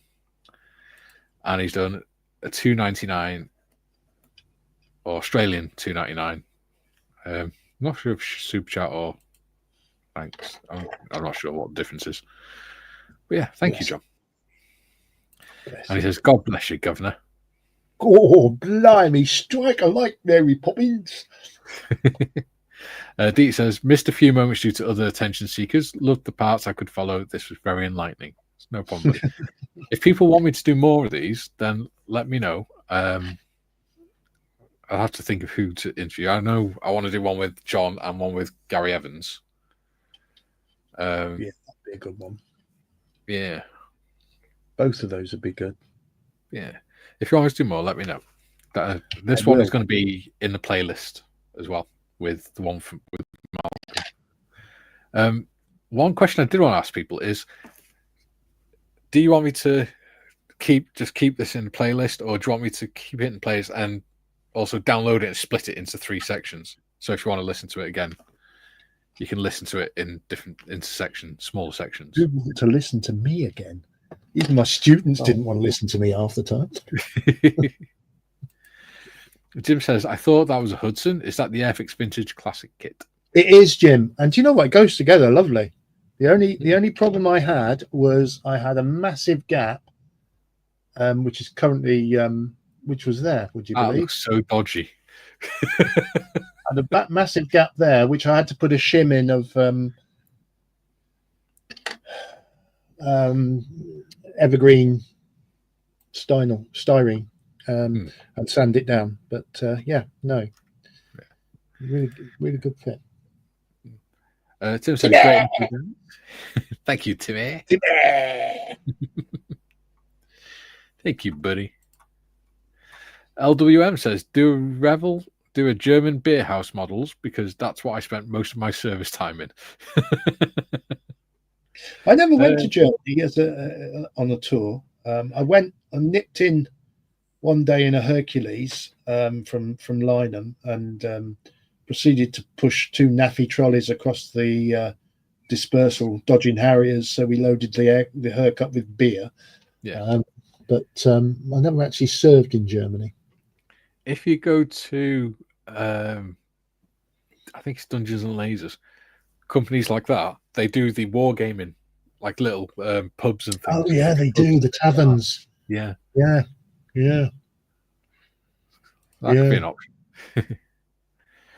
Dieter says, "I might be available after the panel members to throw myself to the lions." Oh, that'd be cool. That'd be a good one. Yeah, cheers, Dietz. And he's answering LWM there. Dieter says, "Gaps, shims, are we back at the shimmy, shady, Brady stuff?"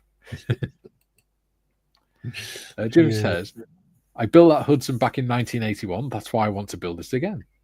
Yeah. It is a nice little kit, and that will hopefully be on display at Telford Armed Forces Day on the 28th of June. Jim says, "Mikey, you need to do the reverse and let Gary, John, and Tiff interview you." Oh God. That would also mean letting somebody else be in control of my channel. No, the 3 of us would have to. We'd have to design a top secret Discord for just the 4 of us, so we can stitch him up. She sees everything. Yes. I'd be up for that. I'd be scared, but yeah, I'll be up for that. Yeah, it's all right. You put other people through it. Yeah. Steve says, "Ooh, I love that idea." Yeah. Ian says, an interview playlist makes sense. Ahem. Someone needs to interview Mikey eventually. If you're planning to interview all regular panelists, Mikey. Yes, I know. Yeah. So that's 2 votes for it. Kerry Ann says, what's your favourite camp we lived on? I think for you that was Cyprus, wasn't it? Or was it Italy? I was in Italy because I was there on my own. Yeah. I would have to say Episcopi in Cyprus because it was literally a party. You could go out on a weekend. If I wasn't working shift, because I worked shift there. Yeah. Because I worked in the rescue coordination centre, so it was 24 hours, 7 days a week. But if you weren't working shift, if you were off shift and it was a weekend, you could go out like about 7 o'clock in the morning to wash your car because you had to wash it at 7 o'clock in the morning. You couldn't do it any later than that in the summer. You wouldn't get back indoors until gone midnight because your mate next door's washed his car. Then your barbecues have got lit, and I think for the kids when they were growing up, I mean, Lee started school in Cyprus. He finished school at 12 o'clock. Yeah, he started at 7 in the morning, finished at 12, and he had the afternoons on the beach. Yeah, and so did Kerry Ann, although she was a babby then. Yeah, I used to come off nights sometimes and sleep on the beach.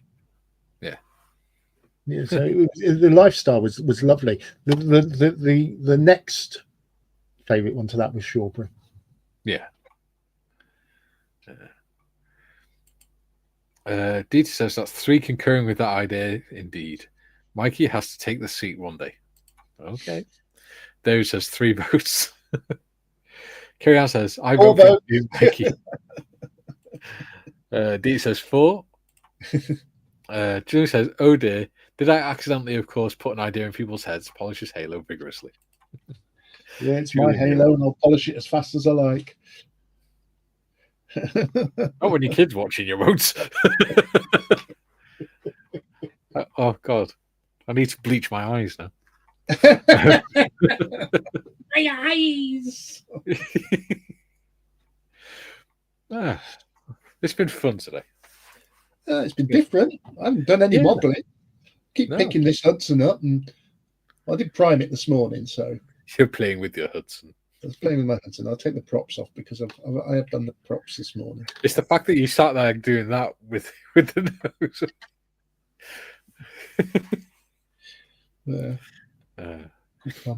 What have we got tomorrow? Oh, we've got Sea Fury tomorrow, haven't we? Sea Fury tomorrow because Sea Fury.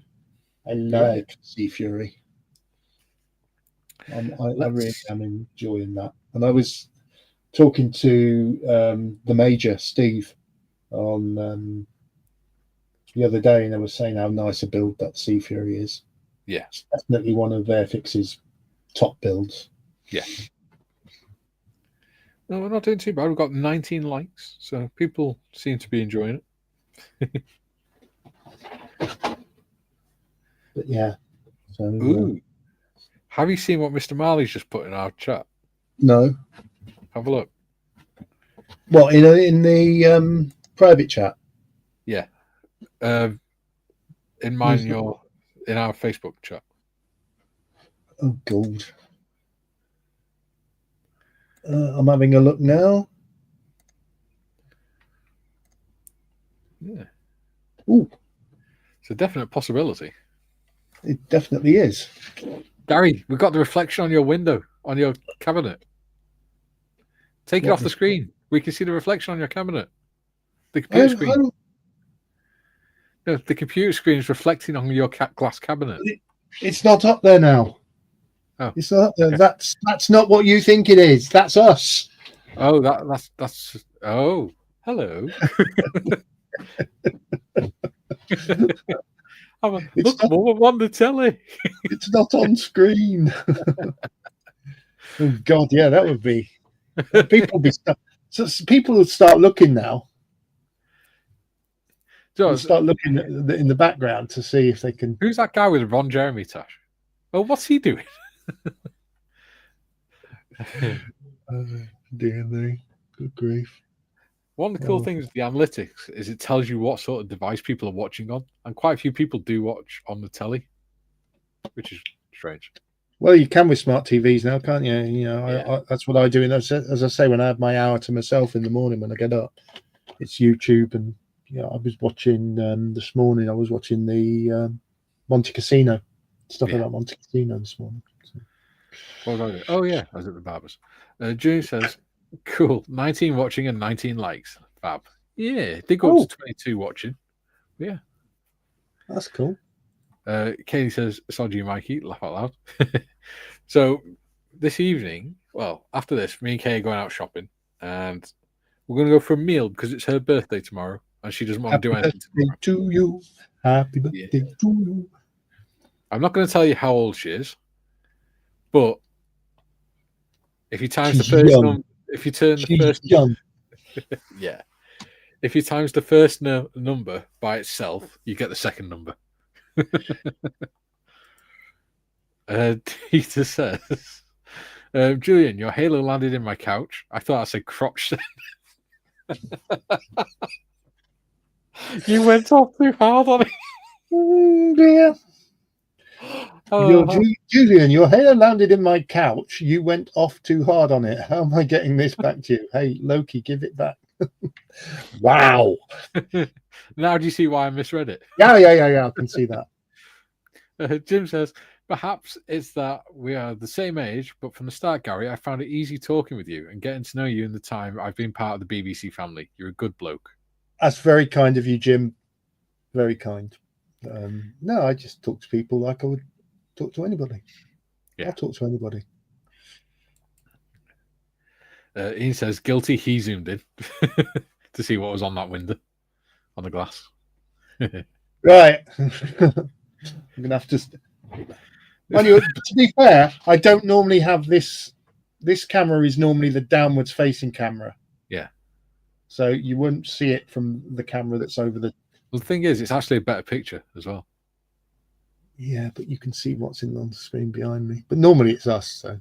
Well, yeah, it doesn't matter normally, does it? No. But... If I stick my big bald head in the way. But, yeah, I quite... If you got another one of those... If you're able to get another one of those cameras at some point, put it next to it, and you have that one pointed down at the desk, and that one in front, that would actually work really well. Yeah. Because that framing works well for you. I could do. Yeah. And then just swap between the two. Yeah. God. She'll find out. Kerry Ann's watching. Well, what you could do is just put the other camera there, the one you've already got. Yeah, I could do, but it is a very old camera and it's only got a manual focus on it. I have to literally turn as we found out, after many years of me being slightly out of focus. We found out one day. Have you tried manually focusing, Gary? Oh, wow, look at that. Yeah. Yes.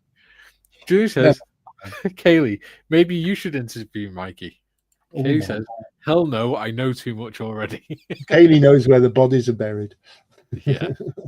Gary says, being poked by the wife to say I should do a talk. She says, I tell really funny stories about my experiences and people. How? I've no idea. Not set up.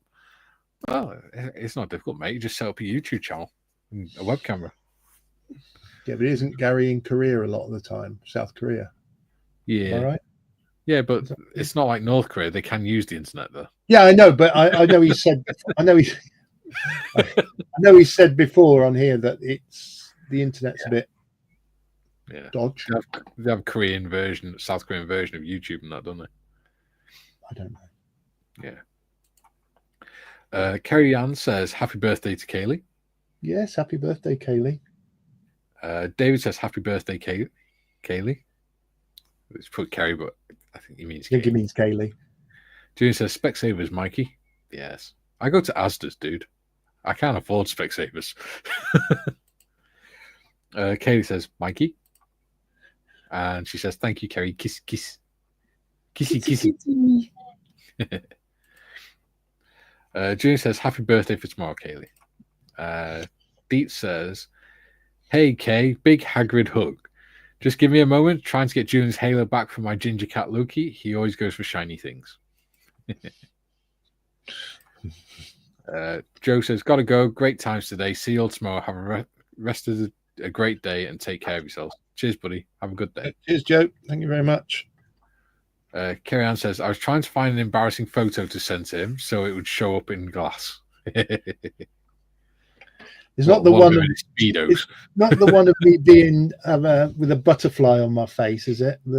Isn't there one of you with your porn star tash in your Speedos or something? Or swimming shorts? Not in Speedos. There used to be a photo knocking around, and I don't know where it is now. When I was in Italy, and I have. I'm sure Kerry Ann showed it us once. Well, it might have been, but yeah, it's sort of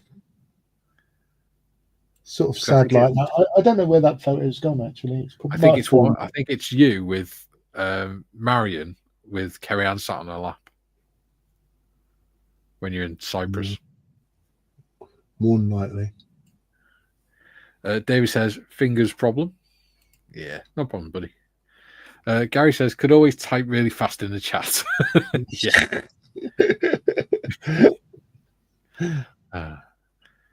Yeah, I've enjoyed today. Yeah, it's been good. Yeah, it's been good. Not sure when Marley's back.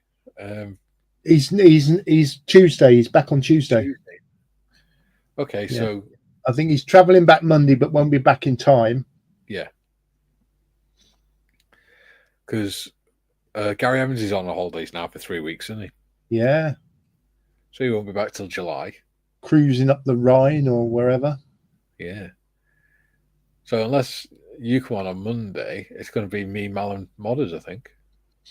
Monday. I don't know what I'm doing Monday. I don't know. I'd have to look at the calendar. Check your diary. All your business contacts. Check my social events. And see how Marion is really. Yeah. But definitely. But no, that was good fun today. Yeah.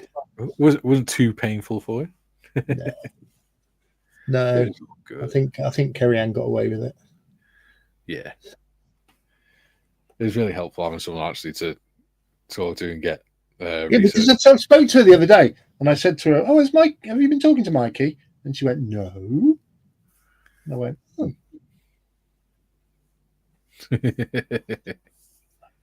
Lies to a father. It's all right. She's allowed to do that. She nearly made you cry. It's okay. Oh, God, blimey! I saw that. I saw that bottom lip go. Double bottom lip. Yeah, that was really sweet. Yes. She must be after money. No, she's just after a quiet life. she's hoping you keep an eye on Jakey for a few hours. She doesn't get a quiet life. She's Jake's mum. Dee says Monday's Pentecost Monday here, so free to bug you. Excellent. LWM says I was looking at photos the other day and realised I remember. I don't remember any of my ex-forces mates by their names, but I could give you every single one of their nicknames. Yeah. You could probably tell us the rank and everything. It's weird. Yeah. Kerry Ann says I hadn't spoke to him then, but it reminded me, so I messaged him. Oh, right. See? So you're accusing her of fibbing and she wasn't. So you went voluntarily to dish the dirt then? Yeah, she couldn't wait, mate.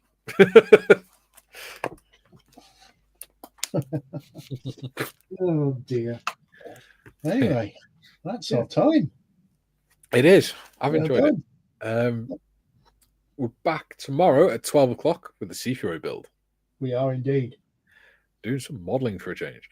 Do you know what? I haven't, other than Monday and the live streams Monday and Tuesday, I haven't done any modelling this week. I did some modelling yesterday morning with Skiffins. He started his big build. So I did a bit with Skiffins yesterday morning. Yeah. And then this morning before we went live, I primed the Hudson and one thing or another. Yeah. Nice. Okay. All right then, mate. Well, I'll see you in the morning.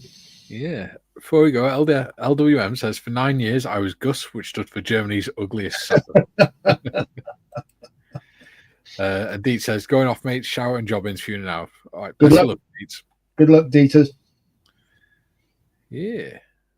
Cool. Dave says, see you tomorrow then. Been working the Spitfire Merlin. Nice. Nice. Yes. Nice. Look forward to seeing that finished in Discord. Yeah. Right. Right then. We're popping off. Yeah. So we'll see you tomorrow at 12 o'clock for the Sea Fury.